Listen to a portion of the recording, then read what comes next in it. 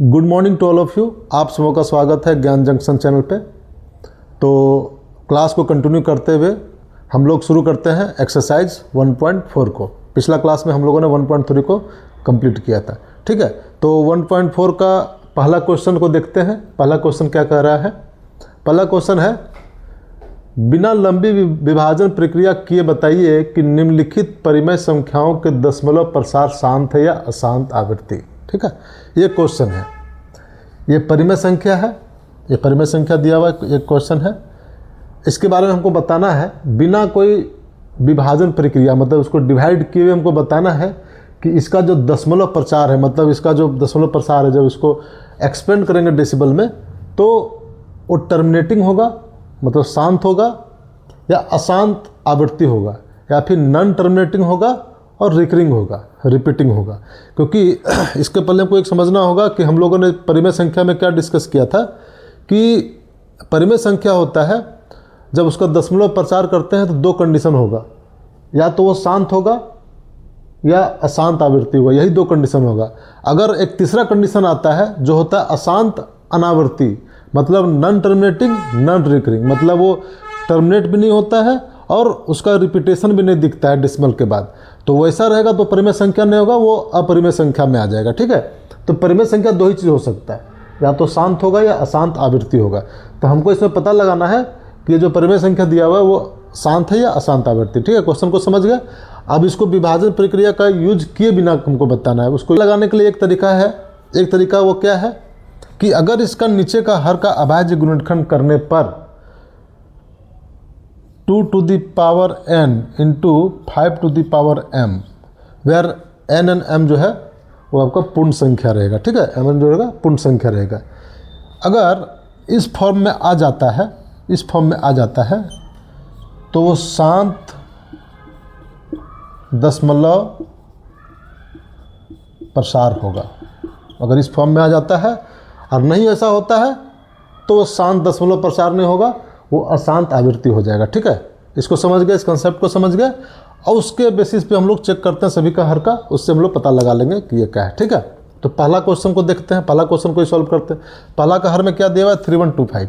ठीक है, क्वेश्चन समझते हैं। पहला क्वेश्चन क्या हुआ? 3125। तो 3125 है। चलिए इसका निकालिए, अभाज्य गुणनखंड कीजिए। तो क्या करेंगे, इसको कितना से जाएगा? ये जाएगा 5 से, 6 to 625, फिर 5 से जाएगा, 5 से जाएगा 125, फिर 5 से जाएगा 25, फिर 5 से जाएगा 5 और फिर 5 1, ऐसे आया।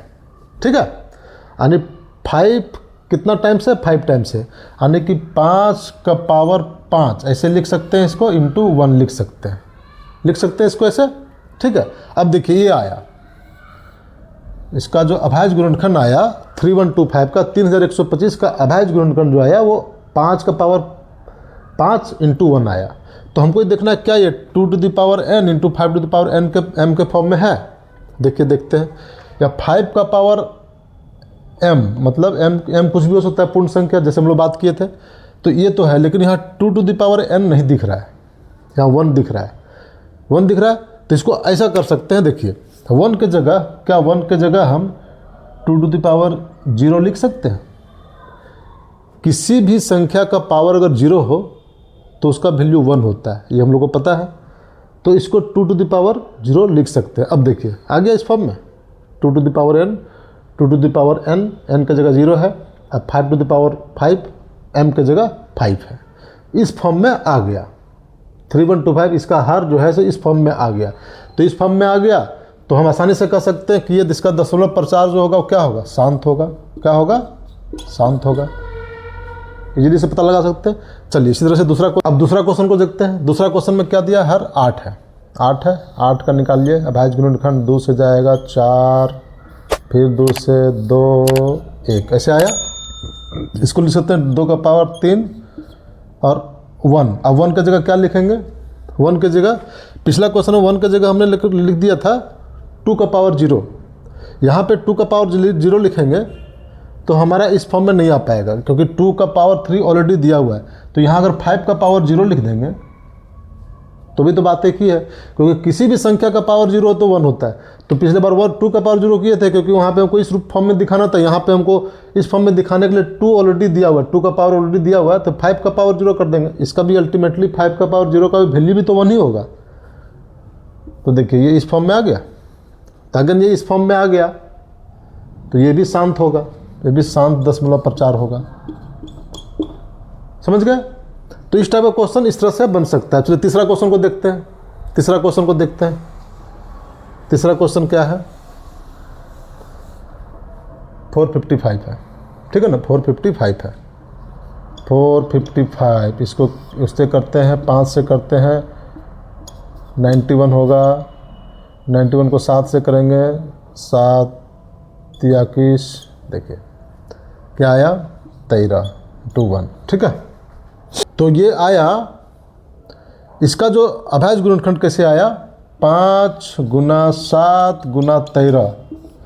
इसका कहीं से दूर दूर तक दिख रहा है कि इस फॉर्म में है ना, इसमें 2 का पावर दिख रहा है, बेस में कहीं भी 2 नहीं है, और ना ही 5 हालांकि दिख रहा है, 5 तो दिख रहा है, 5 का पावर दिख रहा है, 2 नहीं दिख रहा है कहीं, यानी कि इस फॉर्म में नहीं है। तो ये इस फॉर्म में नहीं है, तो ये शांत नहीं होगा, ये शांत नहीं होगा, ये होगा अशांत आवृत्ति। क्या हो जाएगा? ये हो जाएगा अशांत आवृत्ति 0.4 होगा इसका, तीसरा वाले का, ठीक है। समझ गए? चौथा वाले को देखते हैं। चौथा क्या है? चौथा है 1600। 1600 है, 1600 है, इसको 2 से करेंगे 800 आया, 200 करेंगे 400 आया, 200 करेंगे 2 2 2 2 5 5। देखिए ये आ गया 2 का पावर। 2 का पावर कितना हो जाएगा? 2 का पावर हो जाएगा 1 2 3 4 5 6, 2 का पावर 6 और 5 का पावर 2। एकदम साफ साफ दिख रहा है कि इस फॉर्म में है, इसमें बताने की जरूरत कुछ है नहीं। 2 का पावर n की जगह 6 है और m की जगह 2 है, इस फॉर्म में है। तो ये क्लियर कट है कि ये शांत होगा, क्लियर कट है, जो इसका जो 0.4 होगा वो शांत होगा, ठीक है। चलिए अगला क्वेश्चन देखते हैं। अगला क्वेश्चन क्या है? 343। 343 का हमको निकालना है अभाज्य गुणनखंड। तो 343 है, 343 कितना से जाएगा? पहली बार 2 से नहीं जाएगा, 3 से नहीं जाएगा, 4 से नहीं जाएगा, 5 से नहीं जाएगा, 6 से नहीं जाएगा, 7 से जाने का संभावना है। देखिए 7 चौक 28, 7 चौक 28, 6 बज गया, 9 सत्ते 63, हाँ 7 से जाएगा, सही बात है। 7 सत्ते 49, ऐसे हुआ, यानी कि 7 का पावर 3 × 1 हुआ। अब देखिए 7 का पावर आ गया, इसमें 2 और 5 के रूप में होना चाहिए था, 2 का पावर और 5 का पावर होना चाहिए था, तो ये 7 का पावर आ गया। इसका मतलब ये जो है अशांत आवृत्ति होगा, ये होगा अशांत आवृत्ति, ठीक है। समझ रहे हैं? इस टाइप से हर का हम लोग इस फॉर्म में चेक करके हम लोग आराम से बता सकते हैं कि ये शांत है कि अशांत आवृत्ति, ठीक है। अगला क्वेश्चन 6 क्वेश्चन, ये देखिए 6 क्वेश्चन में दिया है 2 का पावर 3 और 5 का पावर 2। इसमें कुछ करने की जरूरत है? ये तो साइन बोर्ड लेके खड़ा है कि हम तो शांत हैं। क्यों है शांत? क्योंकि देखिए साफ साफ दिख रहा है 2 का पावर n, 2 का पावर 3 और 5 का पावर m की जगह 2 है वहाँ पे, ठीक है। तो एकदम क्लियर कट है कि ये शांत होगा, क्योंकि उसका इस फॉर्म में ही क्लियर कट दिया हुआ नीचे, इसमें ज़्यादा कुछ करने की ज़रूरत है नहीं, ये आराम से लिख सकते हैं, क्योंकि ये घोषणा ही कर रहा है कि मेरा हर देख लो हम इसी रूप में है, ठीक है। तो ये सट्टा हो गया। इसको देखते हैं सातवां। देखिए 2 का पावर 2 यहाँ तक ठीक था, 5 का पावर 7 यहाँ तक ठीक था, लेकिन ये 7 का पावर 5 जो एक्स्ट्रा दे दिया, ये गड़बड़ कर दिया। अगर ये नहीं रहता तो शांत होता, लेकिन अब ये आ गया, 7 आ गया, हमको तो 7 चाहिए ना था, हमको 2 का पावर n और 5 का पावर m के ही फॉर्म में चाहिए था, तो ये तो एक्स्ट्रा आ गया 7 का पावर 5, तो ये आ गया, तो इस फॉर्म में तो हुआ नहीं, तो ये हो जाएगा अशांत, अशांत आवृत्ति, ठीक है। समझ गए? 8वां क्वेश्चन देखें। 8वां क्वेश्चन है 6/15। 6/15 है, तो 6/15, तो इसको क्या करेंगे? इसको पहले इसको तो हम और सॉल्व करेंगे, इसको हम सिंपल करेंगे। 6/15 को अगर 6/15 है तो इसको हम लिख सकते हैं, काटेंगे 3 दूना 6 या 15, 2/5 आ गया, 2/5 आ गया, 2/5 है। अब 5 का हम गुणनखंड निकालते हैं। 5 का निकालते हैं अभाज्य गुणनखंड। तो 5 का अभाज्य गुणनखंड क्या होगा? 5 का अभाज्य गुणनखंड 5 ही होगा, 5 गुना 1 होगा। 5 का अभाज्य गुणनखंड क्या हो जाएगा? 5 गुना 1। तो 5 गुना 1 को लिख सकते हैं 2 का पावर 0 और 5 का पावर 1 है, देखिए इस फॉर्म में है। 2 का पावर 0, 2 का पावर n, 5 का पावर m, 5 का पावर 1, देखिए इस फॉर्म में आ गया। तो ये हो गया शांत दशमलव पर 4। ठीक है, अगला क्वेश्चन देखिए। 35/50 है, तो इसको भी सॉल्व करेंगे। 7 × 5 = 35 और 10 × 5 = 50। 60/10 के रूप में आ गया। अब 10 का निकालिए अभाज्य गुणनखंड। देखिए 2 गुना 5, 2 गुना 5 आया, तो 2 गुना 5 आया, 2 गुना 5 2 का पावर n, इसी फॉर्म में है। तो ये भी हो गया शांत, ये भी हो गया शांत दशमलव पर 4। ठीक है, समझ रहे? अब लास्ट क्वेश्चन इसका है, इसका जो है सो लास्ट क्वेश्चन है 77/210। 77/210, चलिए इसको सॉल्व करते हैं। सॉल्व करेंगे, 7 से ही कटेगा, 7 से कटेगा, 11 से 21। ठीक है, 7 से दोनों ऊपर नीचे 7 से काट देंगे तो 11/30 हो गया, 11/30 हो गया। अब नहीं कटेगा, तो अब 30 का निकालते हैं। 30 का निकालते हैं अभाज्य गुणनखंड। 2 15 3 5 5 1 हो गया 2 गुना 3 गुना 5, 2 गुना 3 गुना 5। अभी ये 3 तो एक्स्ट्रा आ गया, ये 3 तो चाहिए नहीं था, क्योंकि इस फॉर्म में आने के लिए 2 और 5 ही काफ़ी था। यहाँ 3 आ गया, तो ये फॉर्म में आ गया, तो ये फॉर्म इसको इस रूप में नहीं है, तो ये अशांत आवृत्ति होगा। ये हो क्या हो जाएगा? अशांत आवृत्ति होगा ये। ठीक है, तो इस तरह से हम लोग पहला क्वेश्चन को आराम से सबको एक एक करके इसका हर को चेक करके बता लिए कि ये शांत आवृत्ति है कि अशांत आवृत्ति है। ठीक है, परिमेय संख्या 2 ही रूप में हो सकता है, उससे हम पता लगा लिए। ठीक है, तो चलिए अब चलते हैं नेक्स्ट क्वेश्चन के, क्वेश्चन नंबर 2 को। ठीक है, क्वेश्चन नंबर 2 जो है वो इसी का रिपीटेशन है। क्वेश्चन नंबर 2 है जो इसी का रिपीटेशन है। उसमें कह रहा है के बारे में पूछ रहा है कि उन सभी परिमेय संख्याओं को लिखिए जिसका दशमलव प्रचार शांत है। मतलब इसी से वो क्वेश्चन निकल के आया है, तो उसका आंसर मैं यहाँ से लिख सकता हूँ। ऑलरेडी देखिए शांत कौन कौन सा है, ये है 2 4 6 7 नहीं 8 9, इतना शांत दशमलव प्रचार है। इसी के बारे में क्वेश्चन नंबर 2 कह रहा है, तो उसमें कुछ नहीं है। ठीक है, अब क्वेश्चन नंबर 3 की ओर आते हैं। तीसरा क्वेश्चन है कि कुछ वास्तविक संख्या के दशमलव प्रसार नीचे दर्शाए गए हैं। प्रत्येक स्थिति के लिए निर्धारित कीजिए कि यह संख्या परिमेय संख्या है या नहीं।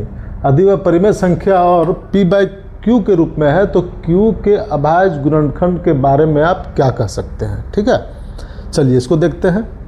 तो पहले हम लोग अभी तक क्या जान रहे हैं कि परिमेय संख्या जो होता है वो शांत होता है या फिर अशांत आवृत्ति होता है उसका दशमलव प्रसार। ठीक है, तो पहला दिया हुआ है 43.1234568 तक।